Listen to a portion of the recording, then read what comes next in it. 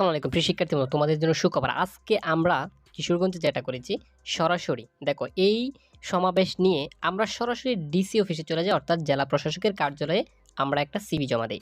আজকের মধ্যে আশা করি তারা আমাদেরকে আশ্বাস দিয়েছে ২৪ ঘন্টার মধ্যে তারা এই চিঠিটা উপর মহলে পাঠাবে আমাদেরকে। যেহেতু তারা আশ্বাস দিয়েছে, আমরা এখানে প্রায় ব্যানার নিয়ে, বিশেষ করে কিশোরগঞ্জের প্রায় অনেকগুলা কলেজ থেকে, গুরুদয়াল মহিলা কলেজ, সকল কলেজ থেকে আসছে, কিন্তু বেশি শিক্ষার্থী আসতে পারে নাই।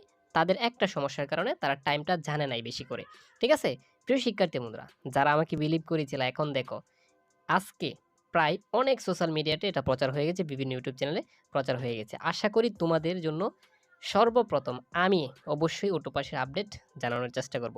প্রিয় শিক্ষার্থী বন্ধুরা, যারা বিলিভ করে আমার ভিডিওগুলো দেখতেছো, আর এখন তোমাদের জন্য আরেকটা সুখবর হচ্ছে, আমার সাথে সাথে এখন বাংলাদেশের অনেক ইউটিউবার ভাই এটা প্রচার করতেছে। এটা আমি দেখে হয়তো অনেক খুশি হয়েছি।